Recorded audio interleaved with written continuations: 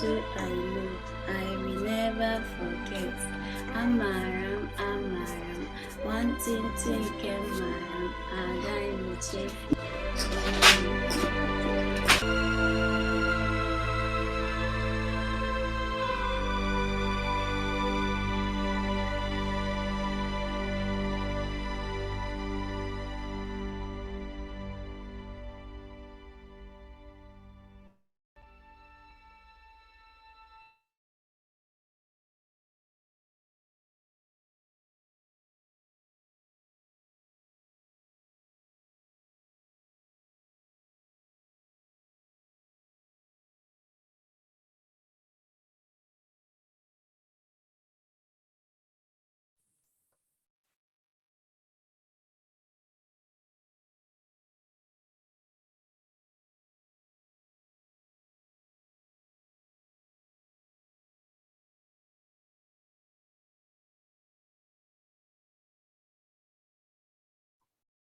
Hi everyone, so sorry for the inconvenience. Because of a glitch, we all got logged out.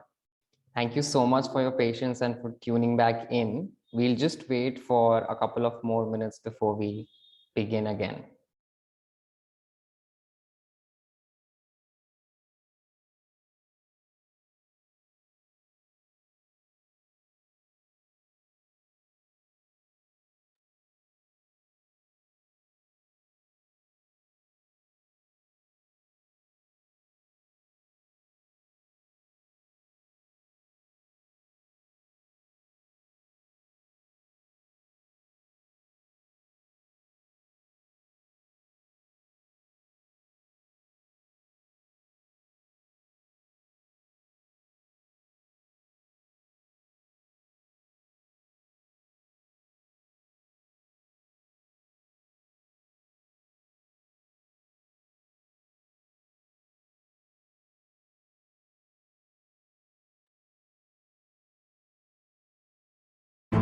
Are you ready for the biggest online conference?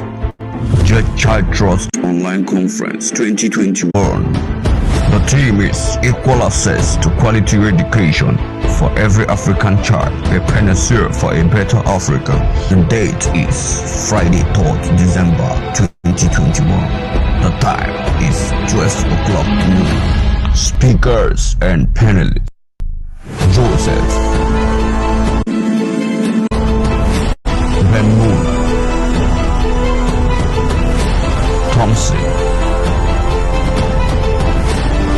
Ashley, Benvo, Lukani, Kayode, Apa, Pawnee, Unwrap, and many more. Don't miss out. Be a part of this conference.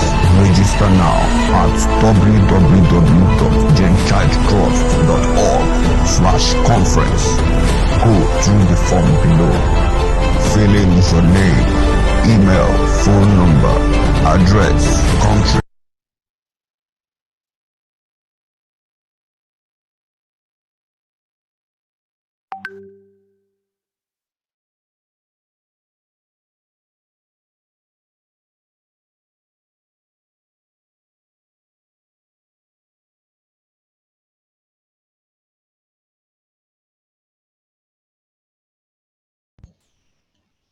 Hello?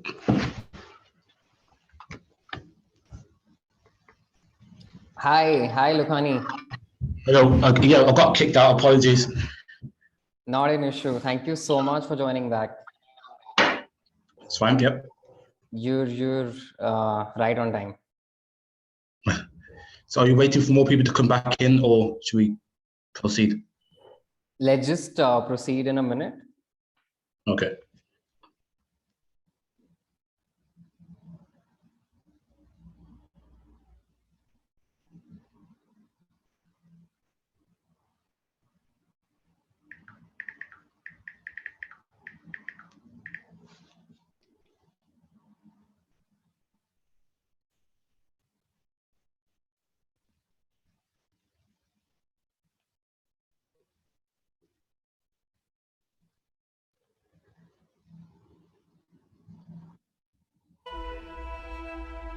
We were told that all we needed is work hard to achieve. We were told that all we needed is work hard to achieve this dreams. As we counted days, days turned to weeks. Weeks turned to months. And months turned to years. It was evident, we are.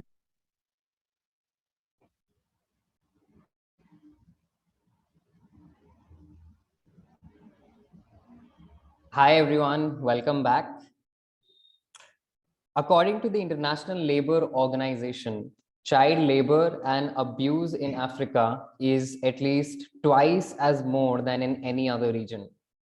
Indeed, posing one of the greatest challenges to inclusive education for all. Is there really a way out? Yes, of course it is. And for that, I would now like to call upon Lukhani Rubol, a global leader who is passionate towards collective action for change, leaving not a single person behind.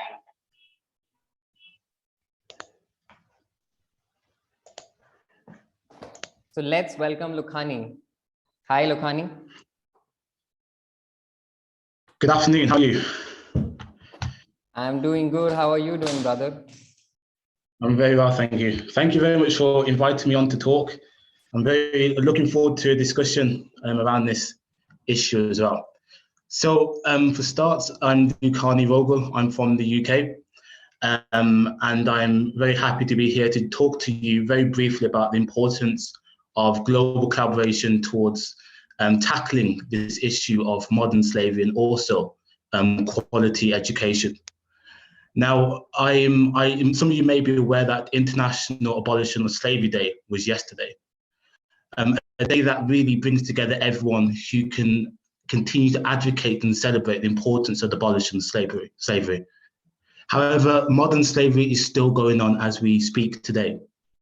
And according to the International Labour Organization, more than 40 million people worldwide are victims of modern slavery. And this can be ranging from forced labor, child soldiery, and also human trafficking. In addition to this, more than 150 children are subject to child labor, accounting for almost 1 in 10 children around the world. Now, it's important that we, as a community, continue to tackle the root causes of this issue.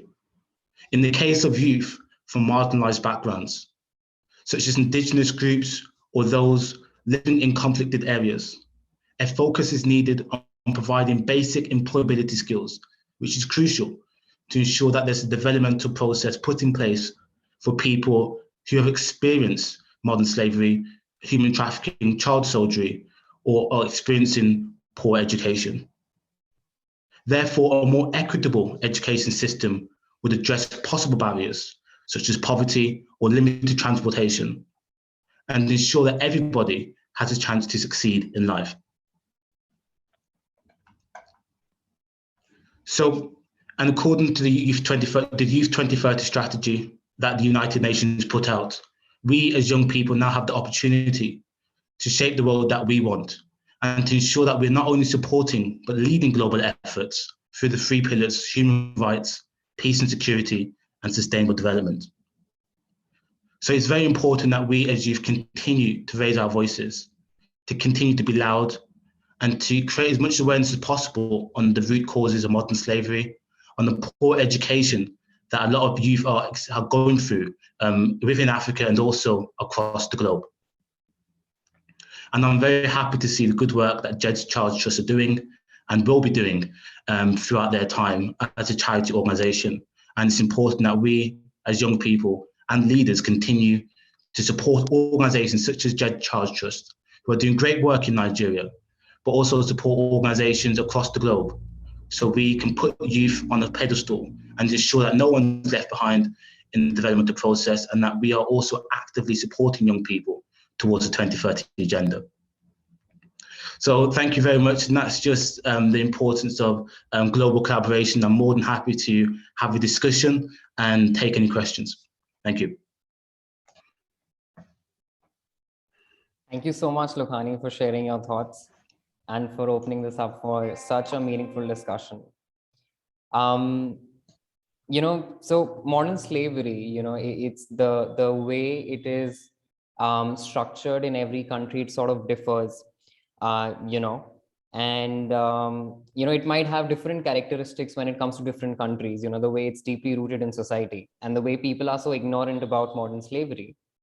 So, what do you think could be could be the role of local communities in tackling modern slavery?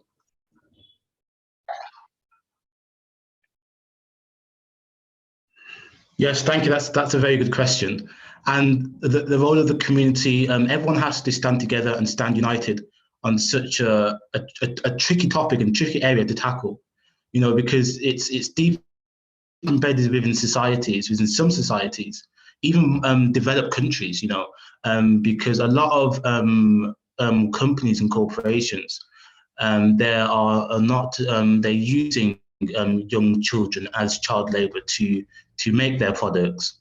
So the main way to tackle this is to raise awareness, to continue to write to your local governments, and to continue to join international organizations or local organizations such as the Jed Child Trust to volunteer. Volunteer very important, and to see how you can also use your awareness and your voice. But also the most important part is to turn your voice into action. You're acting upon what you're saying. You're acting to contributing towards making change for young people's lives. And now the United Nations have a system put in place. And the United Nations across the globe are all working and should be working towards the Youth 2030 strategy. So young people can now actively contribute towards change within their community and contribute to a positive outcome towards the 2030 agenda. Thank you. Thank you so much for sharing that perspective. I think we can't just keep being dependent upon the inefficiencies that exist in our legal structure or in our more than happy to structure. take any other questions. Yes. Yes. Am I audible?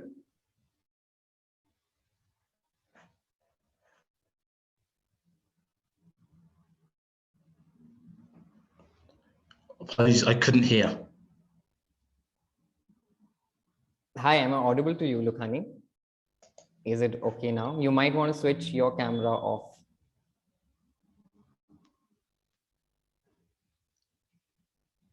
Hello, can you hear me?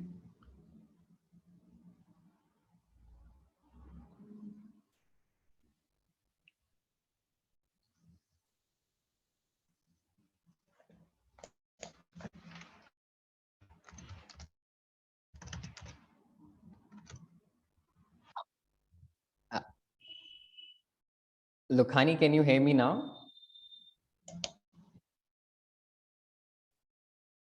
Yes, I can hear you now. All right, perfect. Yes, I can hear. Okay. Right, so I was just... Can you hear me now? Yes. Yes. I was just sharing that really appreciate your perspective, because we can't just be dependent upon in solving the inefficiencies that probably our policy or legal structure has. It's really about how each one of us can get and gain that awareness and make our contribution locally towards really solving this issue fundamentally, because I think local efforts are very, very important. And local collaborative efforts are very important. Local initiatives like Jed are very important.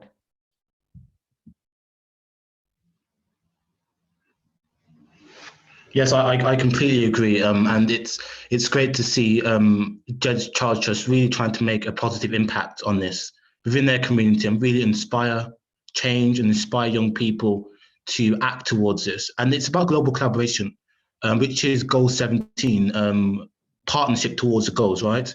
So global collaboration is very important, and the fact that we are all from different parts of the world. You're from Asia, you've got Jed from Africa, and I'm from the UK. The fact that we're now able to virtually connect with one another to continue to echo the awareness about changes that we as youth are inspired by, and that change that we as youth feel that need to be acted upon is very, very important. And, global collaboration is something I'm extremely passionate about, and I'm sure you are as well, which is why you're on this call supporting a charity organization in Nigeria. So yes, I'm very pleased to see that Jed leading the way, or doing their small bit towards change. Right, absolutely.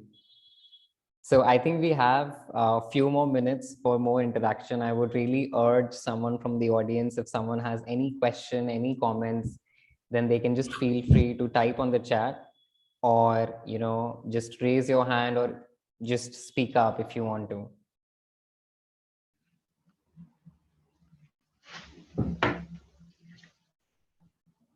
Lokhani is all yours for the next 5 minutes.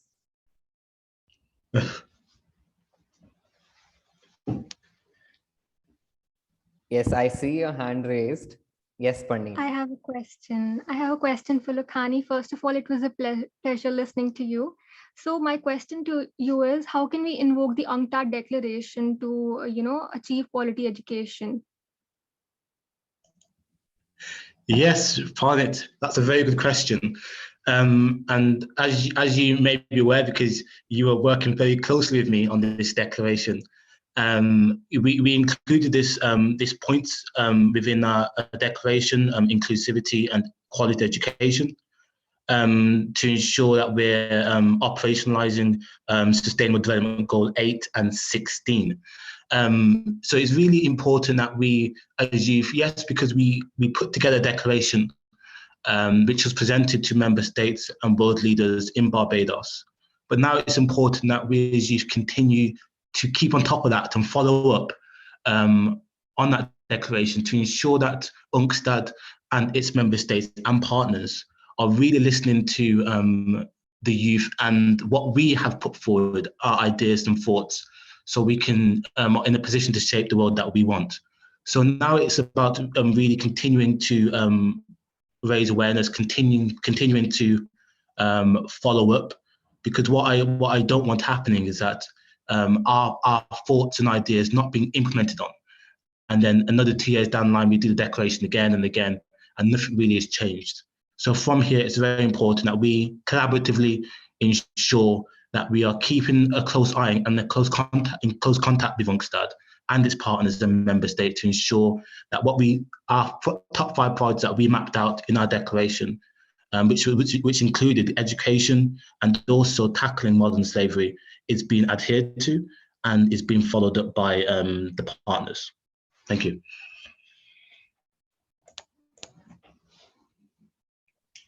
I hope that answers your question, Parneet.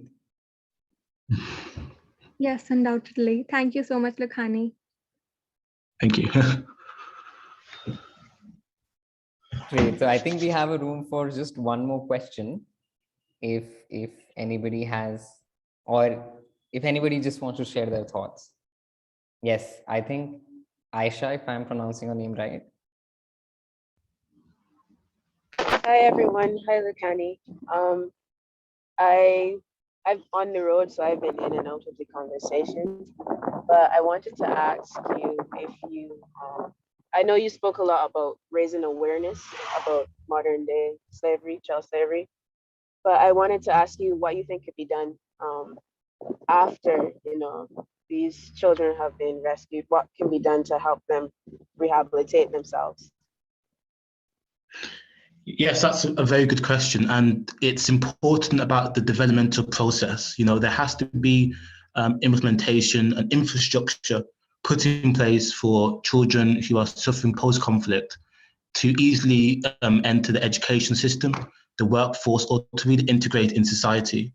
And that's why it's important that we have more organizations such as Jed Child Trust, who are doing great work for youth in Nigeria, so that young people who are coming out of post-conflict, there's a safe space for them at Jed Child Trust, to really get involved, to get good quality education, to meet youth who have gone through the same thing and want change, and to create a positive change to their lives. So what we need is more organizations starting within their country, like Jed's. And we also need to ensure that we as youth are keeping in close contact with international organizations, United Nations bodies, to ensure that there's a developmental process in place for them, for children, our age group, to enter society.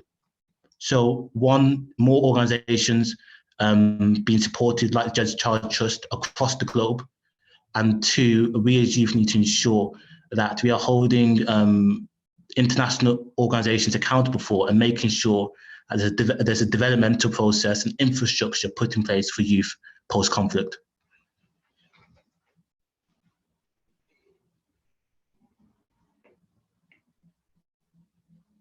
I hope that satisfies you, Aisha.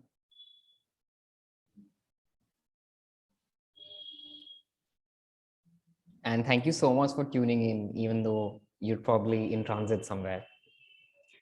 So we actually have a question. We can just take one more question, a very quick answer.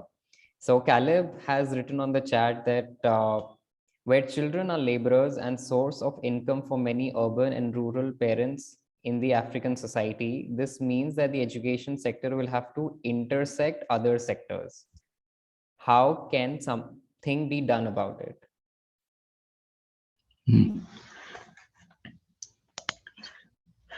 Thank you very much, Khalid, for your question.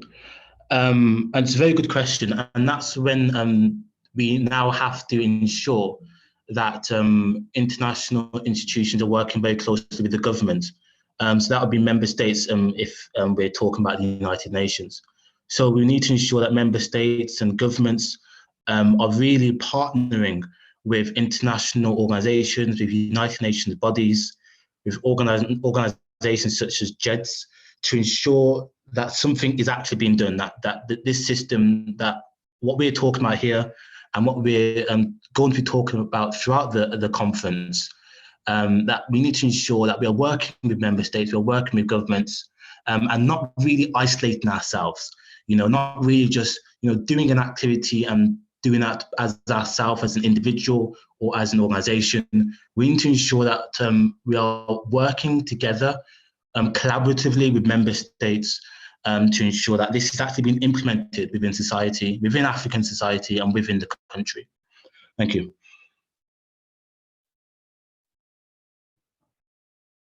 Thank you so much, Lokhani. I think since we're running short of time, we would have to close here.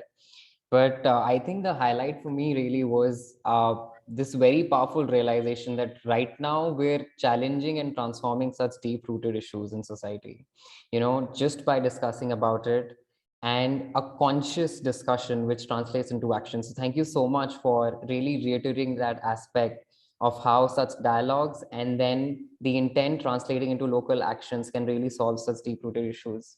Thank you so much for your time, Lokhani. If I may just end on a final point, if you're a young person and you want to make change within your community, society, towards tackling modern slavery or education, a great place to start would be to volunteer within your community. There's so many organizations out there, and especially if you're living in Nigeria, a great one to start off would be Jed Child Trust, who are really doing great work within their communities. So it would be really to get involved, to volunteer, to continue to be loud, raise your voices about these areas that need to be addressed. And if we keep doing that, I'm certain that change will come. Thank you very much for having me. Thank you so much for your time. Thank you, Lokhani. Please take care. So before we proceed with the next item, we have another documentary for all of you, and we'll be back very shortly.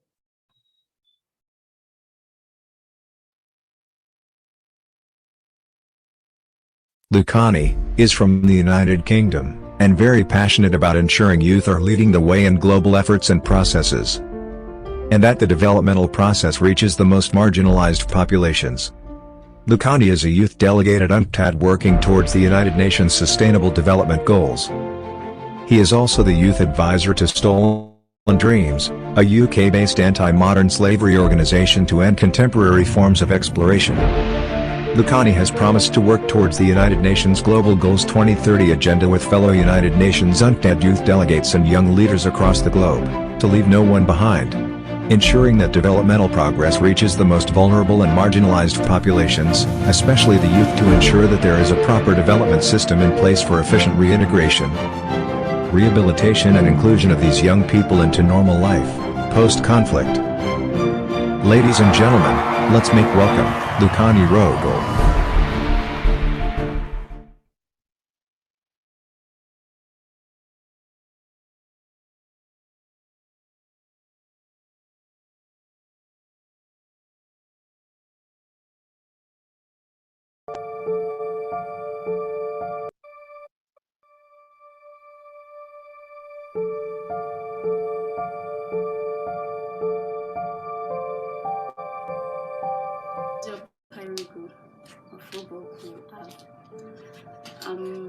I'm a full-time housewife. I have 2 kids, Chimamanda and Chiwendo, 4.5 and 2.5 precisely.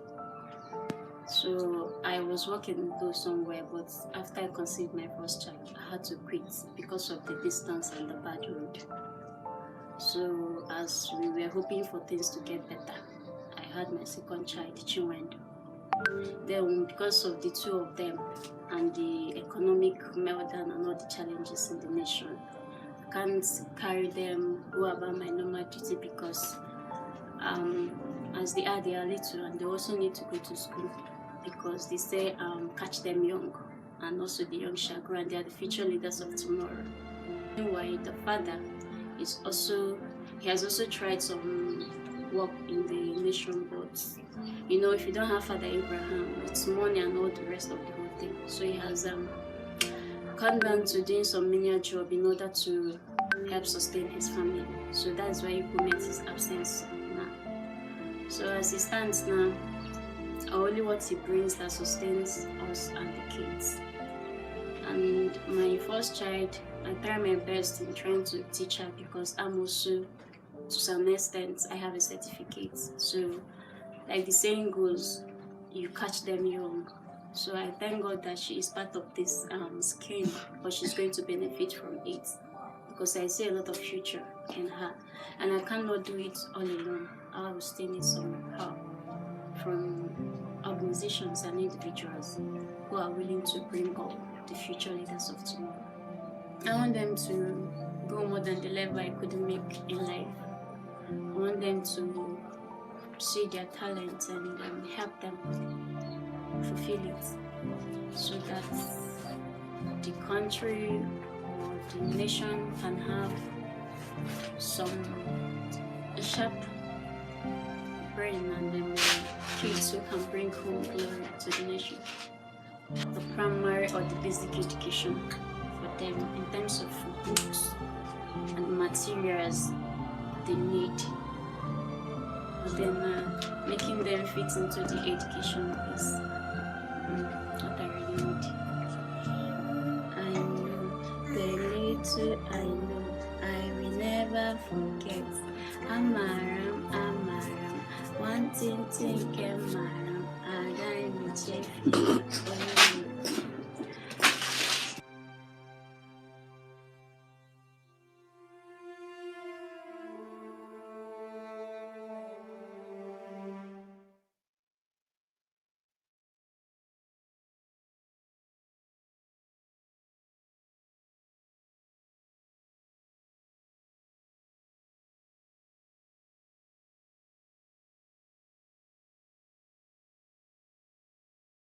Youth diplomat and global. Thompson Ching is an international speaker, youth diplomat and global education specialist. He is a founding member of the United Nations Conference on Trade and Development's Youth Action Hubs, YAH, and co-convener of the ASEAN-Australia Education Dialogue, AAD. Thompson advises a range of education and training institutions, governments, NGOs and media groups in relation to Australian and ASEAN education activities.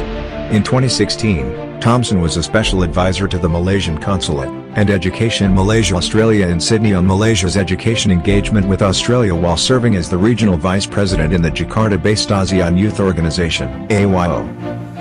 Among his key projects were the first official visit by the then Malaysian Higher Education Minister to Sydney and Melbourne, the inaugural Malaysia-Australia Tertiary Education Conference, MAIC, in Sydney and a study tour program for TAFE Sydney Institute staff and students to polytechnics and community colleges in Kuala Lumpur. In 2018-19, Thompson served as a special advisor to a member of Legislative Assembly, MLA, in Penang while actively involved in the training operation of a family business. Thompson advises a number of Penang-based private colleges on international business and engagement strategies. Ladies and gentlemen, let's make welcome Thompson Ching.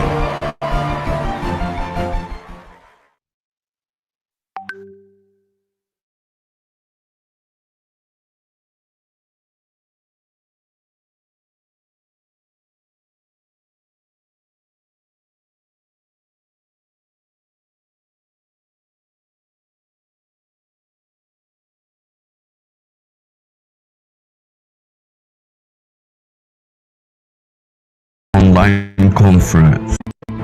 Are you ready for the biggest online conference?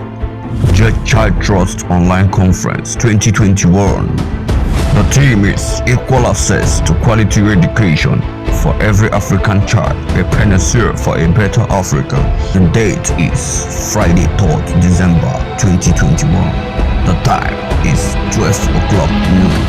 Speakers and panelists: Joseph, Ben Moon,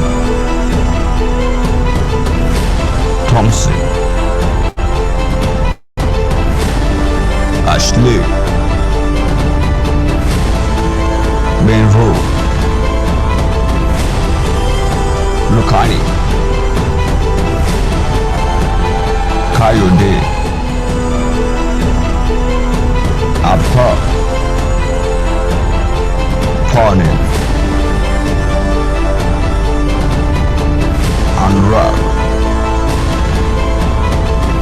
and many more. Don't miss out. Be a part of this conference. Register now at www.genchildtrust.org/conference. Go through the form below. Fill in your name, email, phone number, address, country, state, and click on submit. Congratulations, you are ready for the conference. Let's join together and support the African child.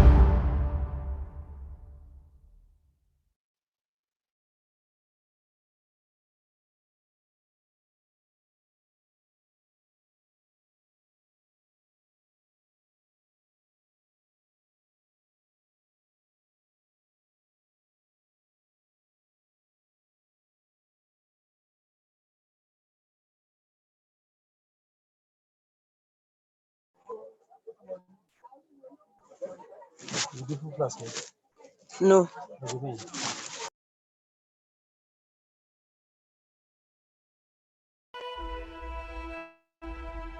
We were told that all we needed is work hard to achieve this dreams. As we counted days, days turned to weeks.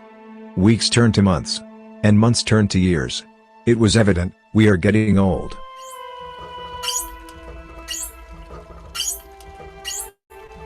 However, all our dreams are far-fetched from reality. Why? We have worked so hard, but the society seems not aiding the effort. As it stands now, the country is somehow too tight, and not everybody are able to grab from the countries and piece of cake. Most of us African children, who grew up in the rural thorn suburbs of Africa, can identify many of our mates who were exceptionally intelligent, but hindered by finance, who wanted a better means of education. But the hands of poverty could not let them achieve the dreams. Many enthusiasts who were eager to learn, but no classrooms to learn, no enough qualified teachers to teach.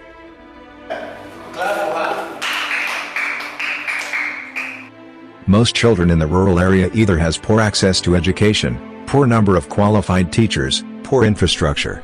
In fact, most children in the rural areas are limited from education. Consequently, Jed Child Trust, first priority is to extend education to the rural areas.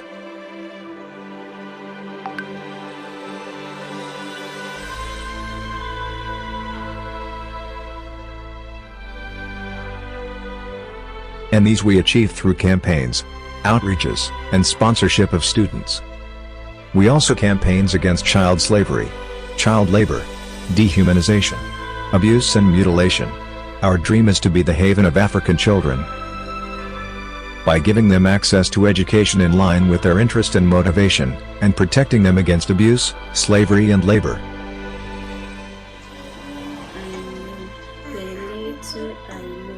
I will never forget. Amaram, Amaram, one thing Maram, and I will check.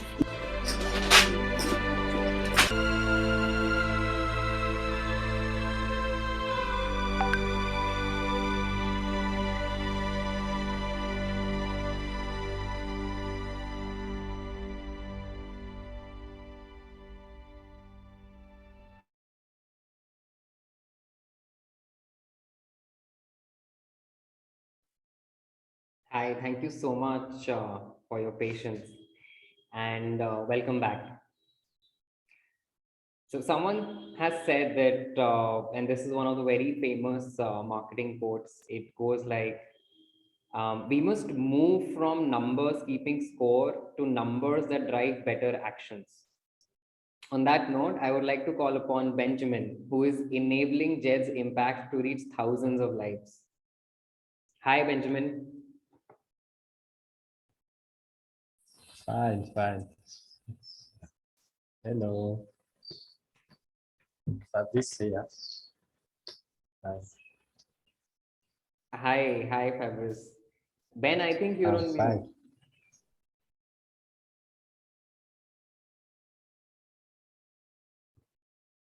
mute. I'm fine. Hello. Hello. Hi, Ben, how are you? Hello. I'm seeing it's like somebody else is talking. Okay. You can go ahead now. You can go ahead. Can you hear me? What do you want? Okay, yeah. Oh. Can you see me? Yes. Can you hear me, Ben? Yeah, I can hear you loud and clear now. Perfect. So Ben, why don't you share how you got associated with Jed?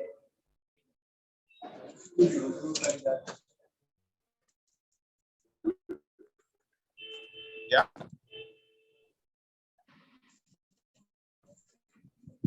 Can you hear me?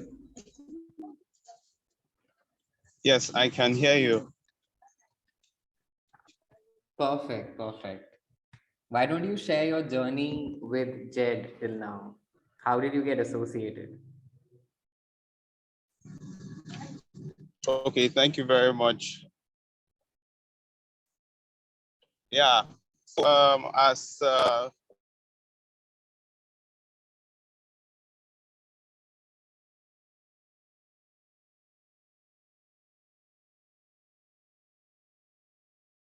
first and foremostly, let me say that it's a great privilege. The Jed family is a big family, and from all the videos and documentaries we've heard so far, I believe you've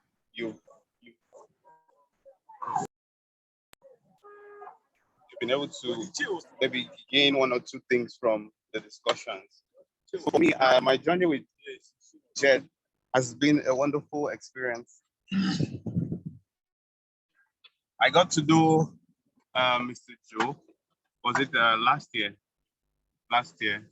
And then right from when we met, it has been an amazing experience because he discuss with me about his passion, about his drive to see African children being liberated from illiteracy and poverty. And for me, that was something that I couldn't look away. Hello. Yes, you're audible. Sorry, I'm just trying to get myself settled. Okay, and for me, I saw his passion, I saw his drive, and that really motivated me to learn a lot from him about what he wanted to do. And I've always been a fan of seeing the African dream come alive. I've always been a fan of believing in Africa, to see a lot of positive change and great impact happen in the lives of young people in Africa. And for me, whatever platform that is available for me to be able to contribute my own quota, I always welcome it. So when I met Joe and he shared with me his passion, it was easy for me to, because I've always been passionate about transforming life, and I've trust from the Child Trust Foundation. So that's how I got involved with Jed Child Trust, and it's been great. Wonderful. Thank you so much for sharing your journey. Also, Ben, like before we proceed with the interaction, is it possible for you to move to a quieter place?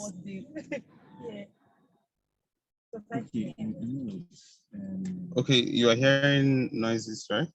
Yes. It's slightly difficult to understand what you're saying. Oh, okay. Okay, so you feel we should just go there? Okay.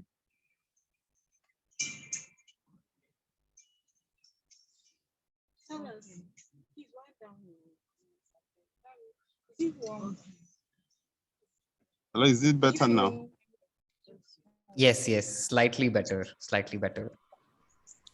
Okay, no So problem. Ben, moving forward, I mean, There's an area what in has Port been Harcourt your where favorite project at Jed? How do you like working at Jed? And how do you see yourself contributing in Jed's vision? hang around the road, you just see them holding Okay, this container. please repeat that question. So see what we're doing. I think we should. All right, sure. I hope I'm audible. Get his mechanic. Yeah, you're audible. Right. I was just asking how what do you think about Jed's vision, and how do you think you're able to further the cause of Jed through your role? Or probably you can also share about some of the recent projects you've been working on. Okay, thank you for that. Yeah, so we know what Jed Trust, the Child Trust, is about. Reaching out to children at rural communities who don't have access to education.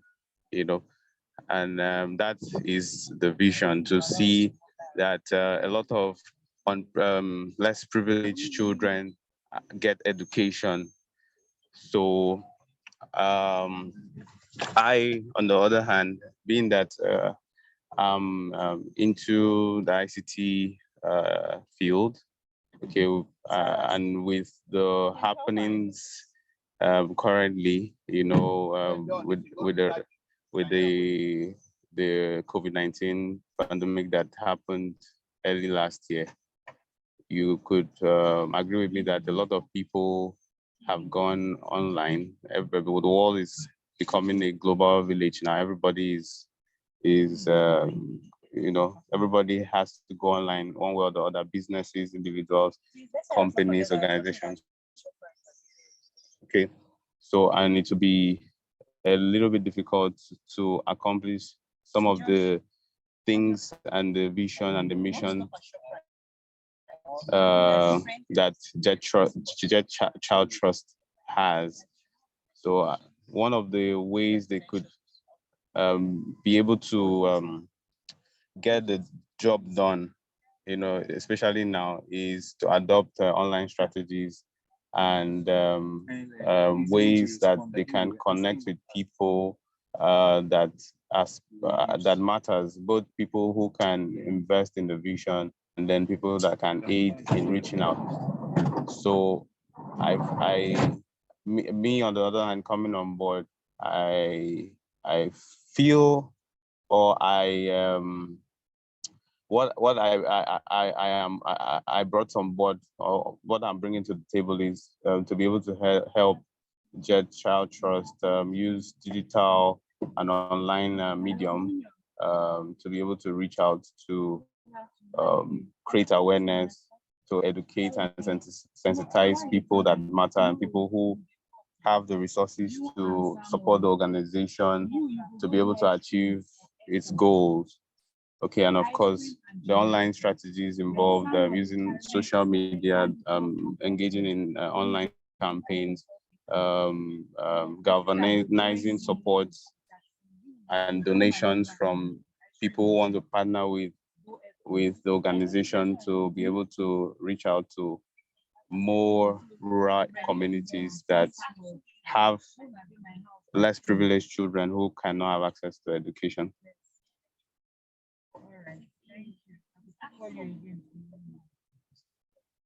Right, absolutely. I think it's so very important to have a very holistic marketing strategy, and as you mentioned, that it's not just about so that you could reach to millions of people. It's also like-minded organizations, and that's also very important part of a cohesive marketing strategy together, and to also bring in funds.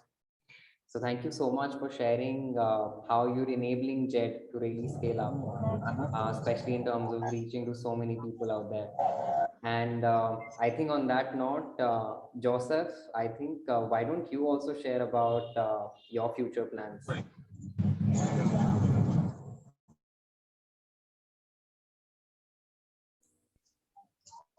Abe? Yes, I can hear you. Okay. Did you address the question to me? I heard you mention Joseph. Yes, Joseph also wanted to share. Okay. Joseph, why don't you go ahead?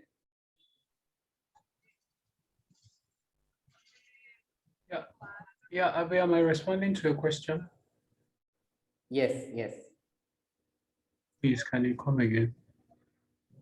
So I just wanted you to share the future plans of Jed, especially when it comes to a very holistic way of reaching out to people out there and partnerships. Yeah, Abe, that is a very beautiful question. I think you asked a question that is the core of one of the core of the reasons we are here today. One of the key challenges we have faced in this our line of work, especially in outreaches, is that not only that we have a lot of people who do not go to school, we also have a lot of people who do not have interest in going to school. And in some African societies, there is a high belief that schooling is not worth going. And for us here in Nigeria, some of us say that school is a scam. Some of us say that school is a scam. School is not worth attending. Yeah, and with that type of mentality, you see that there is difficulty even in getting some people to go to school. You will give them the resources to go, but they do not want to go to school. So we are looking into trying to solve that. And what we are looking into doing next is we are looking into introducing what we call the Read and Gain campaign. The Read and Gain campaign is a situation whereby all African children, all African university undergraduates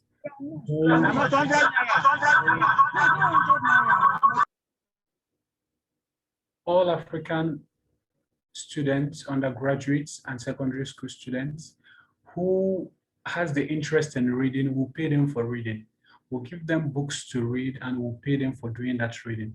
We also have in plan of, or we are also looking at partnering with organizations that are ready to send in or that are ready to provide solar powered tablets for students who are in the rural areas, because you know that one of the major challenges that some of these children face is not only the challenge of not having a means to technology and a means for self-development, educating themselves while also receiving quality education. So we try to bridge in this gap by partnering with organizations that are ready to provide solar powered tablets that will enable these children to learn or have access to technology. We are also looking forward to other magnificent things that we are looking at trying to work with.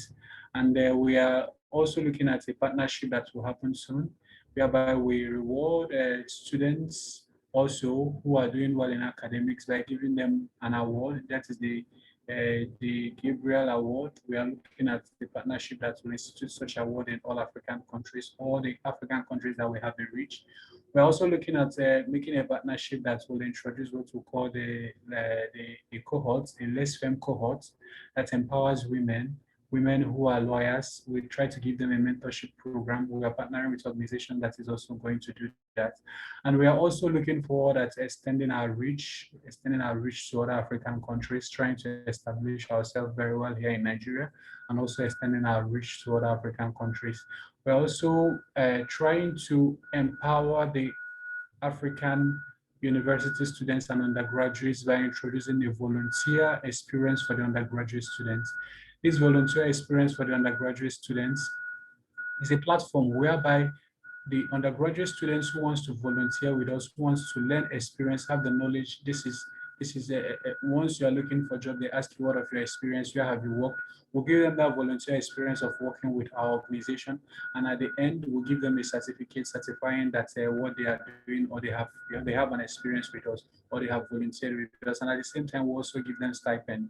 And then you know of the essay competition which we are organizing or which we are hosting already, of which we have prizes that we are giving out, and we're also having a lot of adjustments that we are going to make to the essay competitions in the future. And there is also a lot of gifts that are forthcoming in the area of the essay competition. More like there are some people who said that the winners will receive a free lunch sponsorship, and that is what we are also going to work towards in the future. And we are also making a provision. There is a group that is proposing that they will sponsor this essay competition winners for a trip to South Africa, because we are planning to engage on what we call the Unequal Sensation campaign that we are hoping to host in South Africa. So the winners of this essay competition will also be given the chance for intercultural dialogue. We'll take them out to visit other African countries. So we really have a big dream for Jed. We have quite a big dream for Jed, and though we have been able to make some impacts, but we want to make more impacts. We want the African child to be educated. Abi.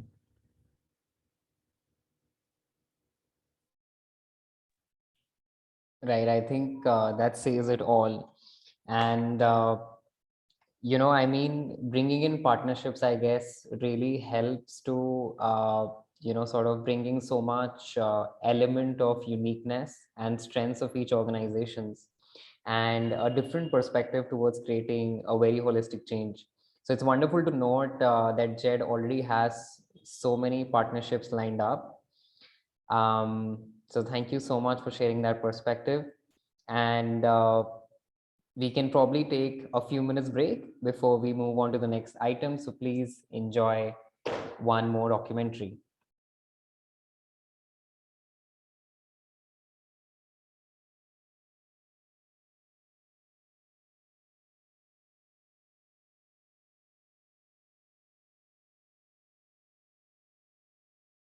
Competitions in the field of Abhay, a campus journalist all throughout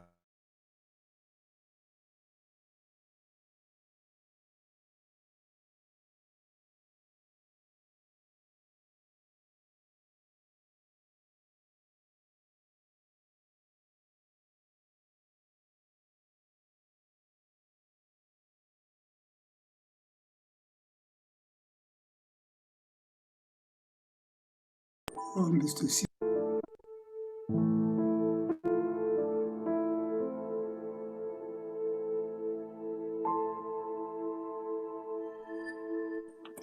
Mr. Sigwe, Peter Sigwe, Mumu Islam. Okay, I'm going to take a government secondary school. I've completed secondary school. Tomorrow, academy, Kopara. If I come from, I've completed secondary school. Just now, what I told her, because before I take care of them, it's no to me. Nobody's caring for me again. In my human mom and then in Abaragasa, we were your friend, we were your brother. Oh, run up, a chair. Man, the other door, Mamma Muffman, who was a giddy. Before the man, roughly 2 years now, if I'm not building my roughly 2 years. I need help, I beg you, only help me. God is telling me that I'm not telling lies. He knows what I'm passing through. He knows what I'm passing through. Please, my account, at least now, Poland has school fees. You look at all books. You know, long me. You're not boy. So they go on Pamimbi. Offer one, I know that Yada. Swing the free being. The Emano Atolato. Ajatolato, olden days. My father tried the shop for helping us to manage with that building. So when you after for them, and up and zinc window, and the money they could get up on Margaret, to show your kubun, to show your kubun. Panacea, make a little. Well, it happened to Macabe, I measure 2 rooms there, for Hakamahi. Since I'm a beach channel of my bit, there's no my brother. Emma's room, him upon him who cannot pass through. Any help we help room, allowing my children to further their education. Do it. God will reward you. He cannot leave you astray. He cannot leave you handicapped or without any future hope. Please, anywhere you can help me, please do it. God will reward you back. Please. This is no mark in the school. Till the end of my life, I can never forget him. I will be remembering him in prayer, in anything that will make God listen to his prayer, or God will favor him on any corner. Please help me. God is going to reward you. As far as you are putting hand on my family, you can never go astray. God will lead you. So please. My name is Erline Bradshaw, 11 years of primary school. Education akwụkwọ. Motoka, electric nursery motoka. If I'm going to school, please carry me. PPP, Papa, electric nursery motoka. I want to be a lawyer. My name is Erline Bradshaw, 7 years. A, B, C, D, E, F, G, H, I, J, K, L, M, N, O, P, Q, R, S, T, U, V, W, X, Y, Z.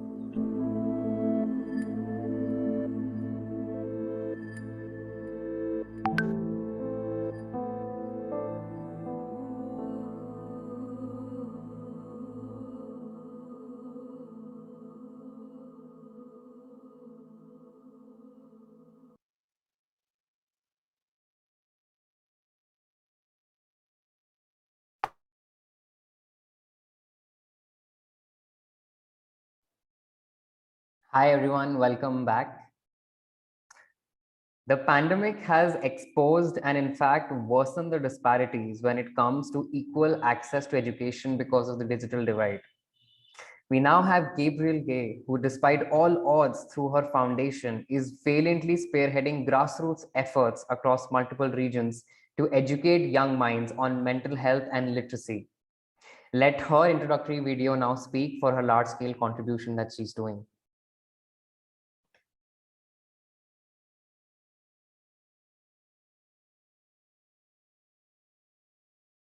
read most of the beloved. Gabrielle Gay is an avid reader by profession.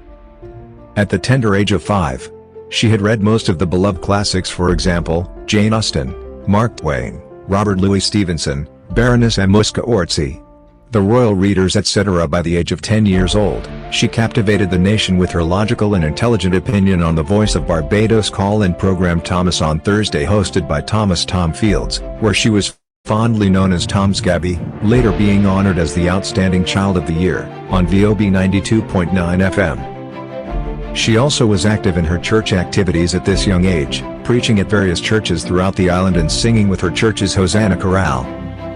Gabrielle has been featured in multiple 30 Under 30 lists, and honored in publications such as the Permanent Mission of Barbados to the World Trade Organization and the United Nations, Loop News, Barbados Today and the Nation newspapers. She has been chosen as a key media influencer by international entities such as the United Nations, Disney, the World Trade Organization, the Central Bank of Barbados, Fox News Network, Digicel, and many more. She documents her work on Instagram and social media, reaching over 200,000 people weekly. She intends to continue promoting literacy, leading and revolutionizing education for generations to come. Ladies and gentlemen, let's make welcome Gabrielle Gay.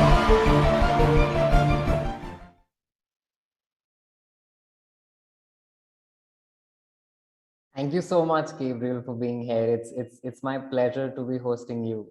How are you doing? Hi, good morning. It's morning here in Barbados. So good morning to everyone. Good afternoon, good night, wherever you are. Thank you so much. It's such a distinct honor to be here as well. How are you doing? I'm doing wonderful, so inspired by seeing all of your work. And I'm sure that everybody here is inspired as well.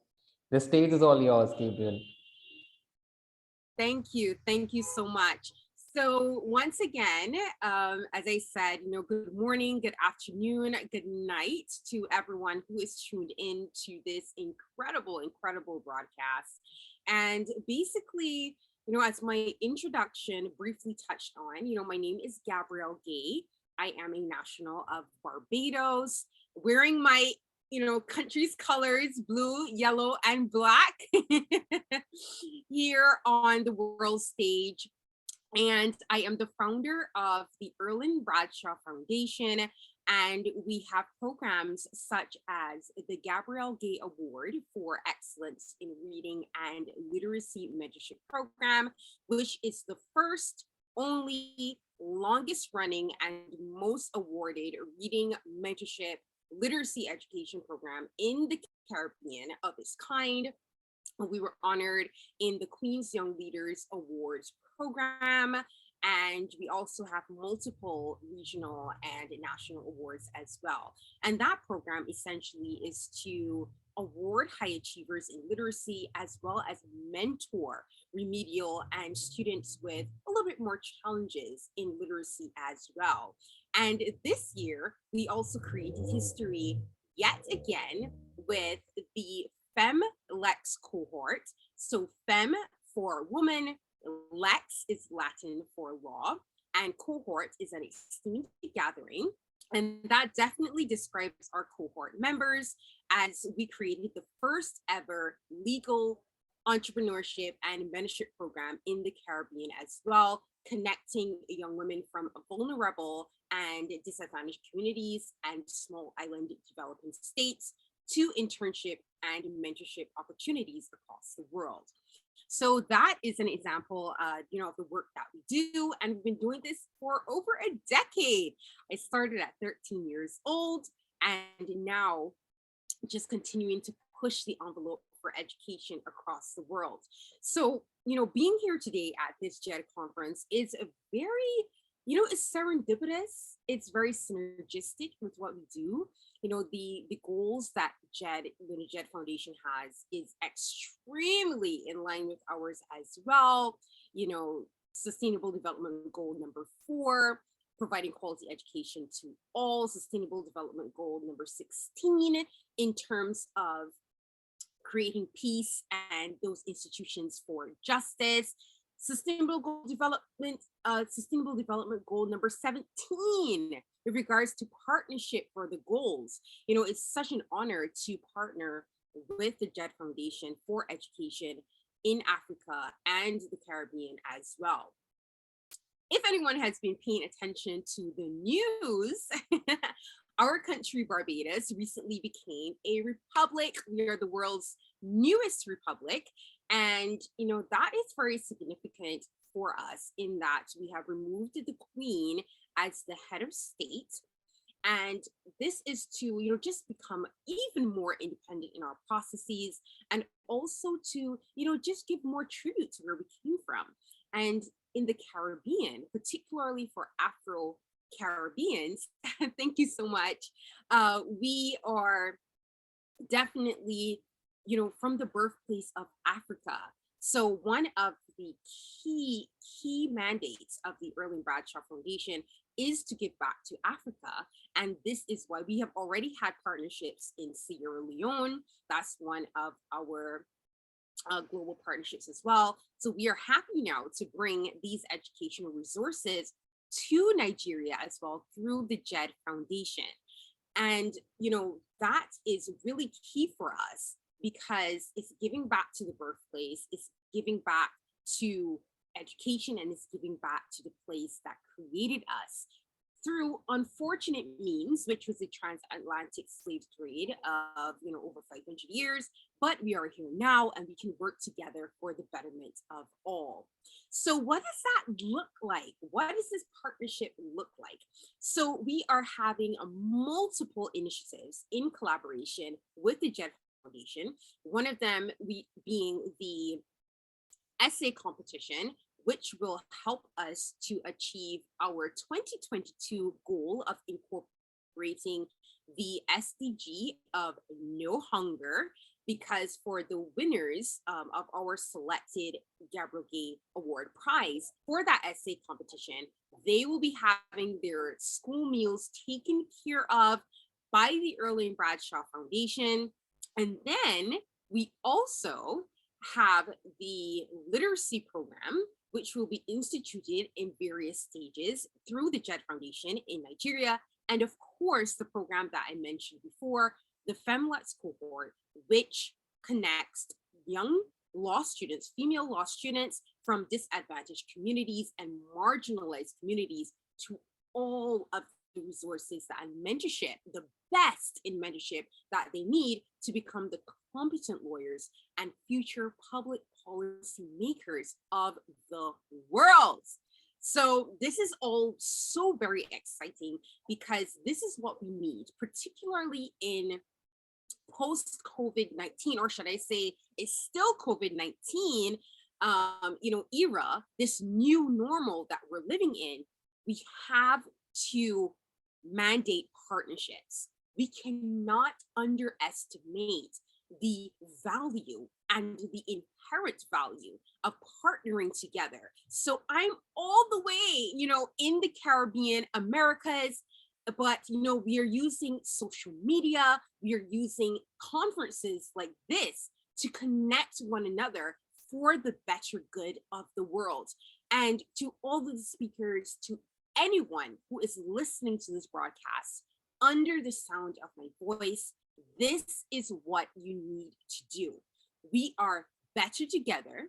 We are going to build back better, which is one of the slogans and mandates of the United Nations to effect this change. And we can only build back better when we do it together. Here in the Caribbean, as the UN estimated, over 94% of students worldwide were just hit, and it was just catastrophic with the sudden digital divide due to COVID-19 in education. And that was the case here in Barbados as well. We had multiple communities, particularly marginalized communities, that were affected due to the fact that they did not have tablets, they did not have cell phones, different things like that to facilitate smooth and effective transition to digital learning. So this is something that we are still working on and rallying the fight, leading the fight here in Barbados. And this is something as well that we are also going to be working on with the Jed Foundation come 2022 and beyond. So if you want to be a part of these efforts, if you want to support this historic and just fantastic contribution and collaboration of two worlds, Africa and the Caribbean, Americas just uniting for education, then please check out our website, www.Erline Bradshaw Foundation. So that is ERLINEBRADSHAW Foundation.org. And we are always open to support, whether financial or resources, to ensure that we are assisting young people, vibrant minds across the Caribbean, across Africa. We are also in Asia. We are also in the Pacific and the United Kingdom. So there's something for everyone. There's definitely support that's going to be given to students across the world. And in this case, definitely Africa. So if you want to put your finances, your organization's resources to ensure that we assist young people worldwide with the Jed Foundation, please definitely check out our website and support us as we rally to ensure that even with COVID-19, even with the racial tensions, even with all that is going on in the world, we can build back better together. And finally, I want to speak to the point of, oh yes, definitely, I will put the website in the chat as well so that everyone who is viewing will be able to access it. So thank you so much for that. We'll do that for sure. And finally, as our nation Barbados has become a republic, we are, very interested in creating that reparatory justice. And reparations, yes, of course, will come from the countries that colonize us, but part of the CARICOM Reparations Commission's mandate is also to ensure that we have an African education program, which is so synergistic. And I'm part of that effort, by the way. The campaign is called My Trident is Broken, which is symbolic of the broken trident in the Barbadian flag. And part of that, campaign and part of that effort is, as I said, an African education program where we are just uniting with our African brothers and sisters just to educate, Afro-Caribbeans on our history and where we came from. And this is why connecting and partnering with the Jed Foundation is also such a priority for the Erline Bradshaw Foundation, because it's going to connect Caribbean students as well with our origins, with Mother Africa. So thank you so much for having me here today. I hope that this was educational. I hope that this too, lit a fire in everyone who is listening today to do your part as well, even on an individual level, to ensure education becomes a human right for all. So I am Gabrielle Gay, founder of the Erline Bradshaw Foundation. As I said, if you want to support the efforts that we're doing with the Jed Foundation, I will have the website in the chat below. And let's work together to ensure perpetual education, not just today, not just tomorrow, but for all, for the future. Thank you.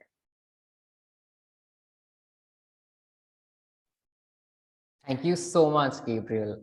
I mean, everybody's already so excited. I'm already getting a lot of messages, personal messages, people demanding your website. So I think we better put the website down very soon on the chat. You're on mute. You're on mute, Gabriel. Definitely placing it now. Yes. And I think you said that you started this initiative when you were 13 years old, right? I wonder what was going on in 13-year-old Gabriel's mind back then.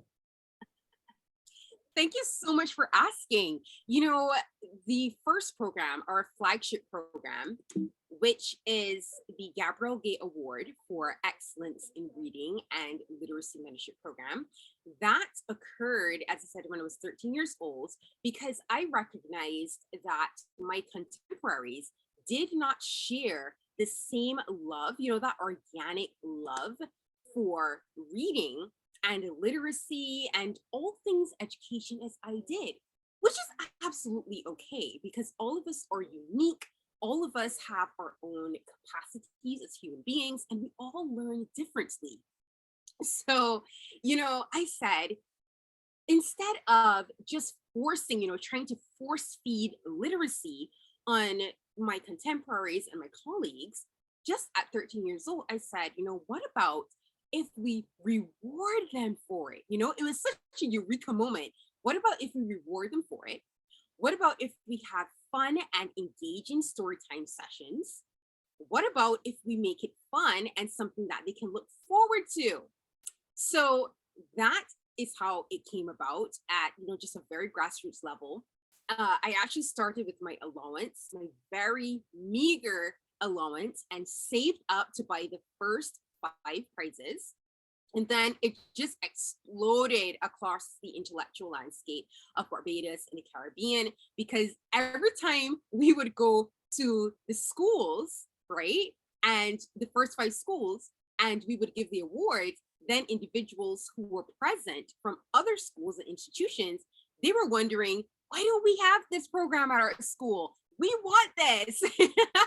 So then it just naturally progressed. Social media wasn't a thing at the time. Facebook was very new. So we had to write letters, letters to various institutions, who had a vested interest in corporate social responsibility. And then that's how we got the prizes sponsored and whatnot. And then it just kept growing and growing until now we reach over 100,000 students across the world. As I said, we're in Africa, Asia, Vanuatu, and the Pacific, and then culminating with the award by Queen Elizabeth II. And that really pushed us, we made history as the first education program of its kind from the Caribbean to be awarded globally for our efforts in education. Then that just really burst everything wide open and just really created that global, stage and sphere to be able to impact so many young people. So that's kind of how it started, and that's where the mindset came from. And now we are here today. I think, there's a very subtle point that you've actually put across. And that point is really that if you can design something in such a way that it can really touch someone's heart, it can really connect with that person's emotion, and probably make the same activity very engaging, then Yes. it just takes some period of time, and then there's a tipping point, and then there's a big multiplier, and the same thing then just multiplies to so many other regions. That's the entire concept of tipping point. Absolutely, because I'm so happy that you brought that up, because I think many people, they are sometimes intimidated when they hear of the success of certain efforts. They're like, oh man, like she's reaching 100,000 people every single year, or she's doing this and this and that. But really, it's nothing that anyone can't do, because it started, as I said, as a young 13-year-old girl sitting on my bed with my mom, just coming up with what for me was just going to be a simple little gesture to help other young people. And then it just exploded over the years. So for me, the key is, one, consistency. So you can't expect to have, just this dynamite thing overnight. Now, of course, some people go viral and they have, that really insane moment right away. But actually, for me, arguably, I think that slow and steady definitely wins the race, because as you grow, each layer, you learn something new. You correct, prior mistakes that you may have made. For example, with our FemLex cohort program, any mistakes, or should I say challenges, because I think how we speak to ourselves is very important. So any challenges that we would have come across, with the first program, we remedied that, of course, in that first program. And then we were able to have such smooth sailing with the second one because we already knew, I already had the experience, my team, we already had the experience. And that is the case with any effort. So I really want to encourage anyone who's watching, my fellow panelists, if you have an idea, it's new, it's fresh, you're probably wondering when this is going to take off. You have to be consistent because, as I said, we were doing this for over 10 years. I started at 13 years old. So it's a case of believing in what you're doing, being consistent, and that tipping point will happen. I promise you. And then the more that you continue to put yourself out there, you're going to meet individuals who have the same passions to help the world. I mean, look at all of us on this, conference right now. All of us in our different ways. I mean, some of us we met at UNCTAD 15 that just passed, right? That's how I met, Joseph, who is the founder of Jed Foundation, because we all were at UNCTAD 15 in the youth forum. So because of constantly seeking out places and individuals that have the same passions as myself, that tipping point definitely occurred. And for anyone listening, that is how it's going to happen to you as well. Constantly seeking out the same, individuals with the same energy, the same mentality, and just the same drive, and it's all going to come together. I promise. Absolutely. I think this is just scalability simplified. I think you've actually broken down scalability. And it's beautiful. So I think we have a couple of more minutes with Gabriel. If anybody has any questions, please go ahead and ask her. Please ask any questions about, Barbadian education. If you are interested in any of the programs, you want to find out more. If you also just want to learn more about our efforts and whatnot, please just ask away. I always tell individuals I do not bite at all, and just always interested to talk, or even if it's just a comment. If you don't have a question and there's a point about anything that we spoke about that you want to talk about, you can go right ahead as well.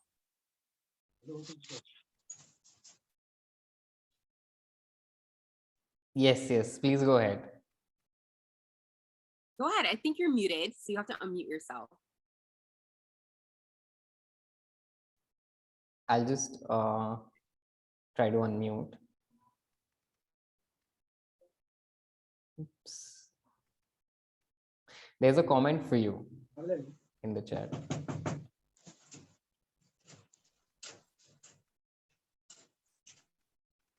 Okay, I see here.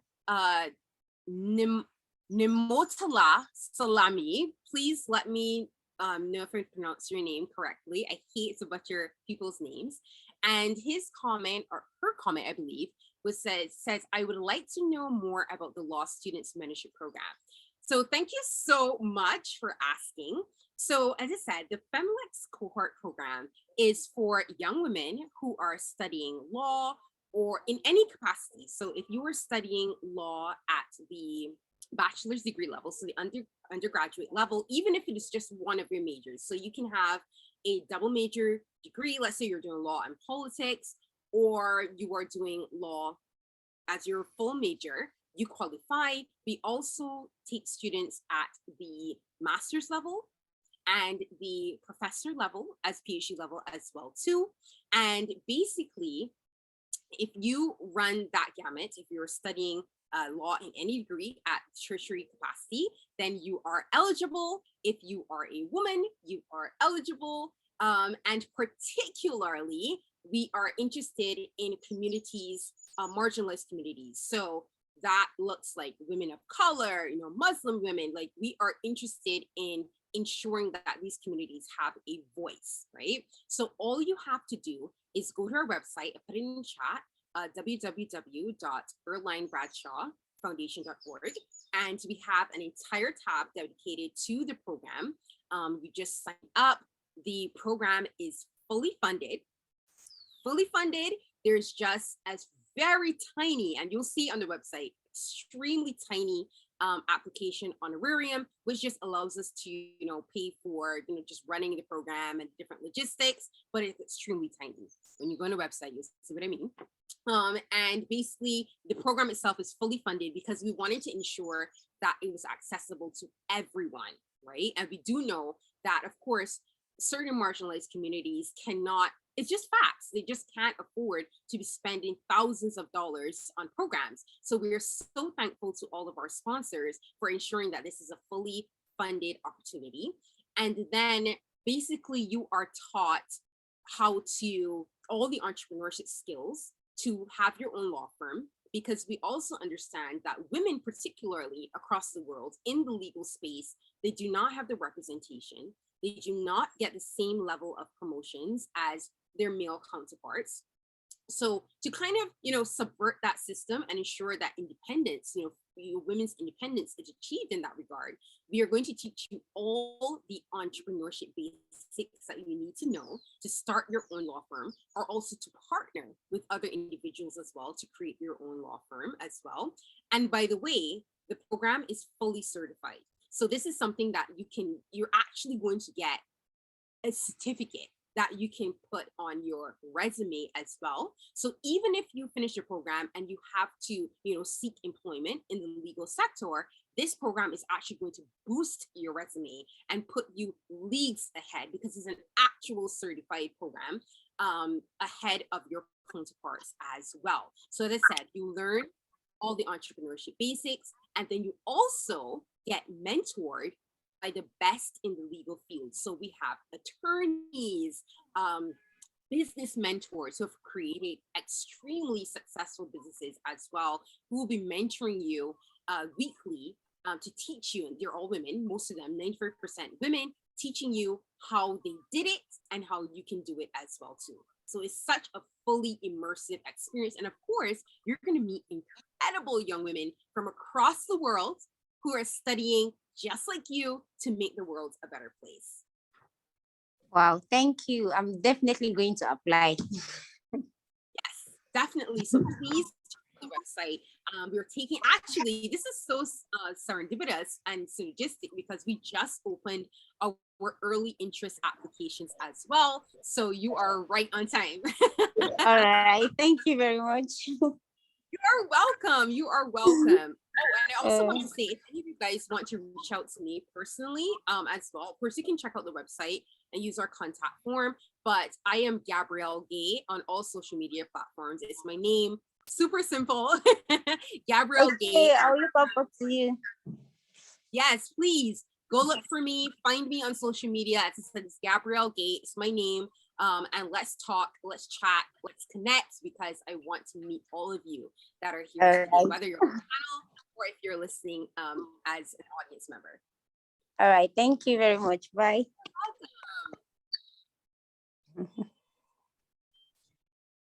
It's so heartwarming to see the kind of impact we're creating just, at this conference. It's just not a conference. It's really connecting lives. It's really empowering each other. And this is just a perfect example of that. So since we're short on time, Gabriel, we would have to end with this talk, but we can't let go of you as yet. We can't let go of you as yet because something very interesting has happened. And I think Joseph and Gabriel, both of you have already shared. And I'm also really excited to reiterate that, today it's going to be a new beginning for Jed and Gabriel's foundation, as both of them really collaborate for creating a massive impact.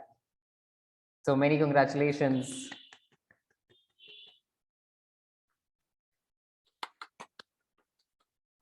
So I would, without further ado, I would invite, Gabriel's already here. I would want to invite Joseph so that, we could sign the MOU and as well as talk about the synergies and vision of this partnership. Joseph, over to you.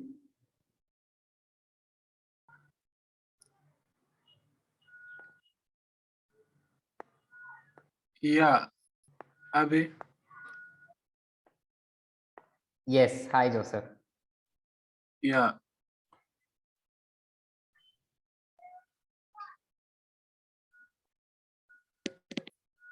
So Joseph and Gabriel, like, how did this partnership really come about? What's been the synergies like? Okay, while Joseph is connecting, I'll just answer that. So basically, this all started with UNCTAD, right? This all started with UNCTAD 15. We met because we all were connecting. I see, oh, hi, Ashley. Ashley's here as well. Ashley was a part of one of the facilitators and part of the youth forum as well. Hey, girl. So happy to see you and meet you, to meet you in person. So we all met because of UNCTAD 15, and we were all working on the youth declaration together. So basically, that's how it all started. So we all created a WhatsApp group to work on the declaration together. And then, we just recognized that we all had synergies for education because we were in the education group. So we all had synergies for education. And that's how it got started. Just, conversations, like, for example, Ashley and I, we connected also on social media as well. So we follow each other on social media, Foundation had conversations on WhatsApp. And that's what led to brainstorming how we could work together. Okay, Joseph is here. So I'll hand over to him and he can, talk about it from his end as well. Yeah, Gabriel, I think you have said it all, and I think I'm still celebrating with you over your independence. I think your country is the youngest country in the world now. Congratulations to you. And yeah, it was through the UNCTAD that we got to meet each other, and I've really got to know a lot about Gabriel, and I've also got to know a lot about Barbados. At least I know they have wonderful seas, very good seafood, and quite a lot of things. So the partnership came with during the UNCTAD, and we were in the same crew. And then Gabriel had the passion.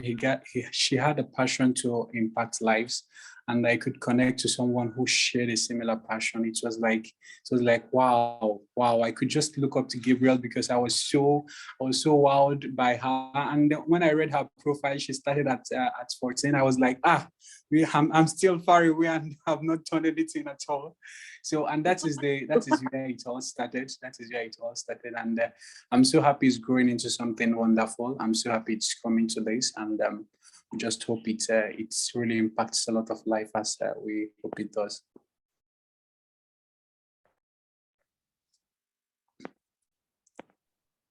That's wonderful. That's wonderful. So just one more question for both of you. So since this partnership is coming along, what's the vision for this partnership like? Like what discussions both of you have on the way forward? So yeah.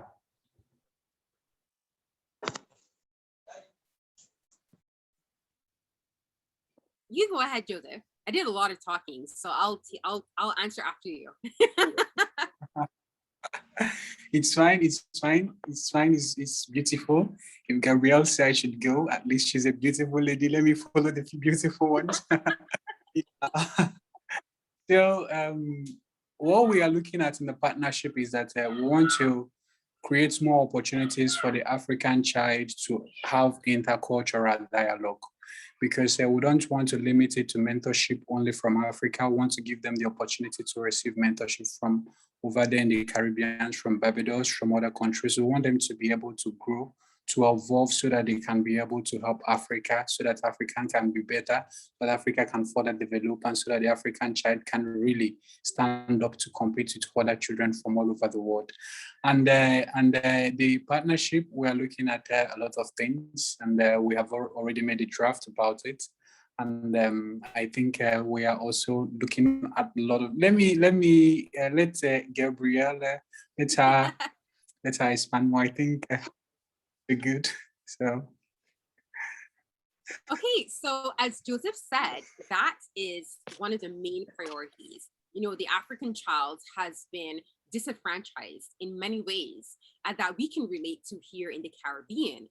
Both countries essentially just being terrorized with the transatlantic slave trade and all the economic and fallout that came from that, which then of course has impacted education, because at the end of the day, we are now seeking to recover after 500-600 years of essentially not having a head start. So we're essentially 500 or 600 years behind. And as I referenced earlier, with regards to our region, CARICOM, and our passion for reparations, part of that is connecting with Africa and ensuring that we can have an exchange of knowledge and exchange of resources as well too, to institute a better future going forward.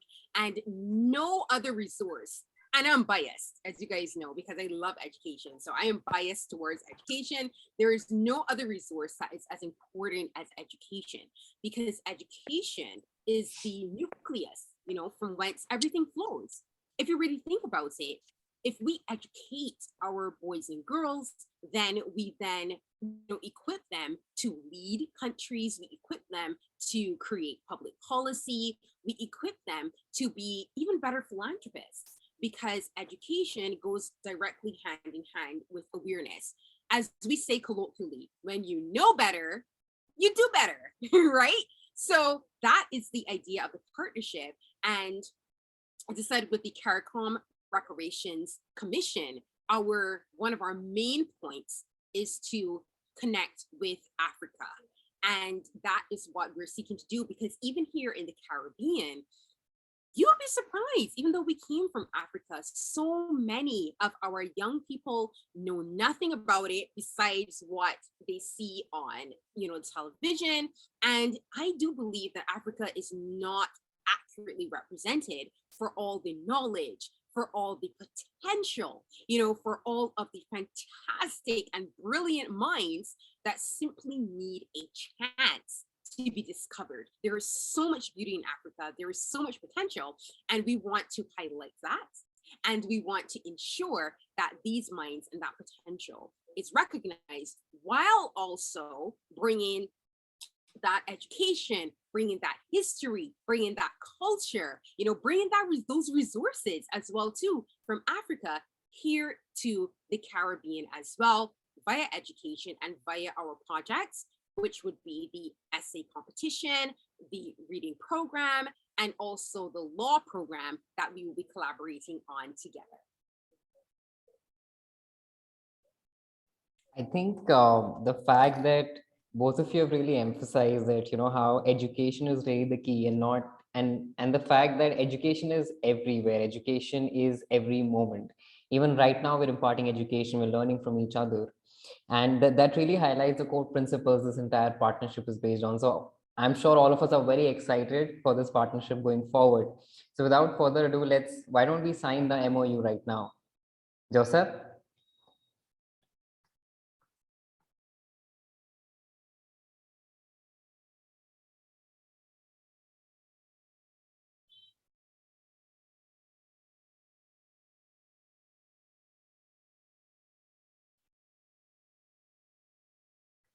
So Joseph, can we proceed with it?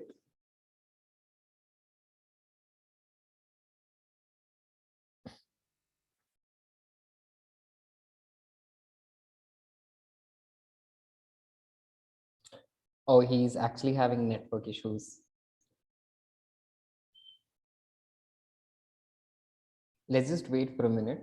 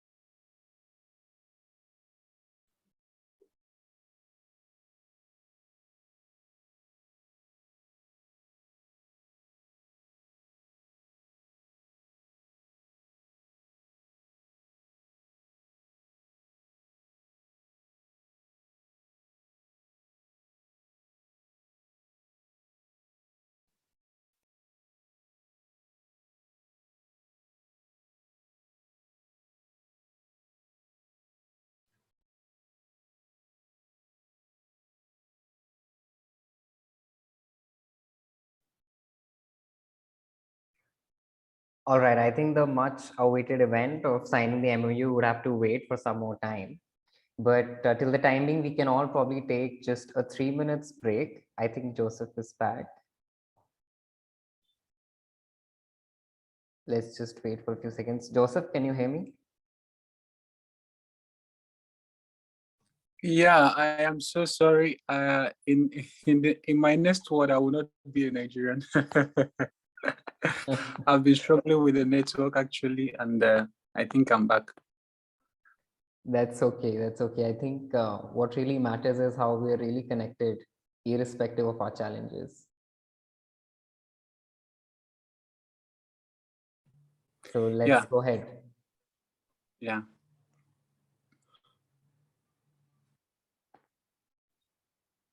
Yeah, where are we, Abby? So can we proceed with the signing of the MOU now? Yes, yes. Has Gabriel talked about the MOU, and have you talked about it? Should we read it out? Gabriel, what do you think? Yes, definitely like the first like 2 paragraphs or so that, just individuals who are listening could have an idea exactly what we intend to do. So probably list like the first 2 paragraphs or whatnot would be fine. So why don't you start, Gabriel?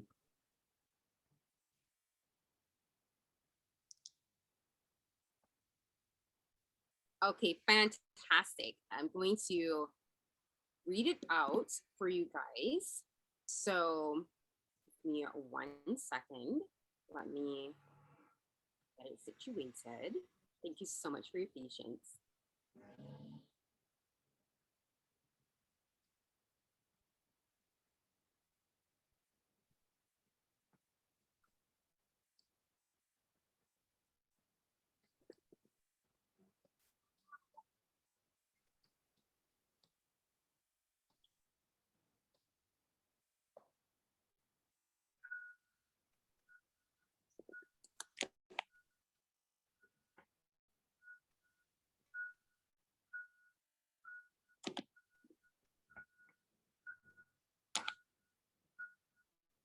Okay, great. So let me turn on my camera. Okay, fantastic. Okay, great. I'm not sure if I can screen share. Let me see if I can. You should be able to screen share now. Yes. Okay, thank you so much. Okay. You guys let me know if you can see. You should be able to see it. Yes, it's visible. Okay, fantastic. I'm just going to zoom in just a little bit. Okay, great. So basically, as you can see here, we are the Jed Foundation, Child Trust Foundation, and the Erline Bradshaw Charity Foundation on this phenomenal 3rd day of December 2021. We are committing, I'm just going to paraphrase as we go along. We are committing to just create a MOU, Memorandum of Understanding, with regards to what we are going to do together. So the EBF is a registered Barbadian charity organization with global impact and reach, and the Jed Child Trust Foundation is a nonprofit organization registered as well, committed to helping all African children receive equal education opportunities. So firstly, as we would have discussed earlier, we are going to institute the Gabriel David Gay Prize. So with regards to this is going to be in honor of the Erline Bradshaw Foundation. I don't know if I mentioned, but the foundation is named after my grandmother, who was such a paragon for education in Barbados and just around Barbados and around the country. She was such a force to ensure that other individuals outside of her family as well were educated. So that's why it's called the Erline Bradshaw Foundation. And it's going to be an annual prize. And as much as possible, we are going to hope at least every 5 years to be able to come on down in person and administer the prize. But for sure, it's going to be an annual event. And this is obviously mutual, and we are going to be doing this together for the children. So scrolling on down, as I would have spoken about in my initial speech, we are focusing on the SDG of zero hunger. This is something that is very important and it's a pivotal priority in Africa. And, you know, it's my belief that children function better in school when they are well fed and they're well rested. And this is going to help us institute for the first time the SDG of zero hunger, where we are going to institute a lunch fund and reduce hunger in African children in the rural areas as well as the suburban areas as well. So we're also going to work together with regards to youth-led NGO work. So, you know, Jed Child Trust Foundation will be our eyes and ears in Nigeria. And we're also going to work with regards to the Femlex cohort program in Nigeria, as we would have spoken about earlier as well, to help young law students, female law students who are challenged due to inequality and finance to be able to access the, you know, the finance and resources and other factors that they need. I'm uncertain where the scribble came from. It's very interesting. Okay, I'm not certain what happened there.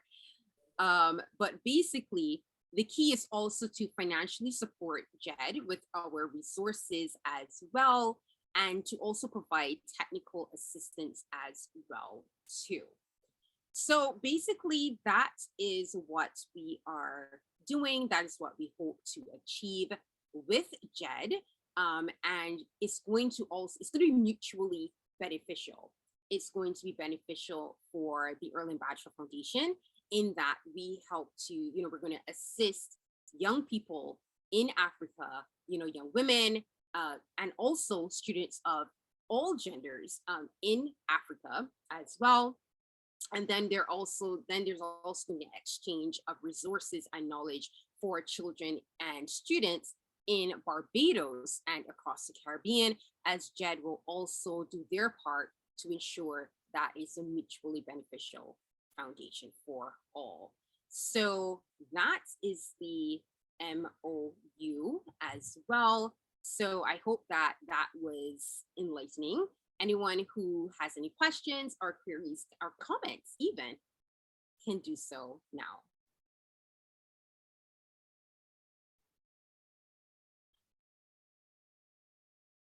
I think what's interesting is that even the MOU wants you to sign it super soon. That's Oh, probably yes, used the to MOU me. is very excited. I am really signing. I was trying to sign it, but the signature got a little excited. They're very excited for this partnership. And clearly, this is an indication to definitely get started. I'm going to just pause my share right now while we get that sorted. But any and you know queries about the MOU or just comments, we will